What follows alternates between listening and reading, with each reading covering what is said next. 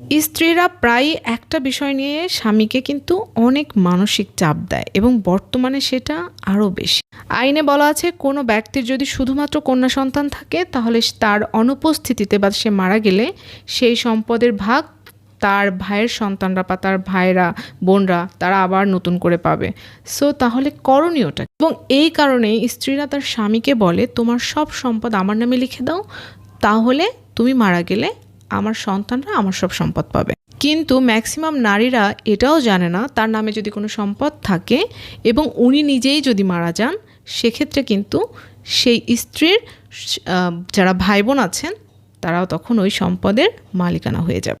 So আপনি যদি কাউকে সত্যিই লিখেই দিতে হয়, তাহলে স্বামী স্ত্রীকে না দিয়ে বা স্ত্রী স্বামীকে না দিয়ে আমার কাছে যেটা বেটার অপশন মনে হয় যে আপনি আপনার সন্তানের নামেই দিতে পারেন এবং পাওয়ার অফ অ্যাটর্নি আপনার নামে করে রাখতে পারেন। এটা হচ্ছে আমার কাছে মনে হয়েছে বেস্ট একটা সাজেশন। কিন্তু সবচেয়ে ভালো সাজেশন আপনাকে দিতে পারবেন একজন দক্ষ আইনজীবী। সো যাদের এই বিষয় নিয়ে অনেক কিছু জানা রয়েছে, আমি তো তাদের সব প্রশ্ন উত্তর দিতে পারবো না। সো তাই জন্য বলবো একজন আইনজীবীর সাথে পরামর্শ করুন। আর সম্ভব হলে আমি একজন আইনজীবীর সাথে কথা বলে নিউ একটি ভিডিও আপনাদের জন্য নিয়ে আসবো। ধন্যবাদ।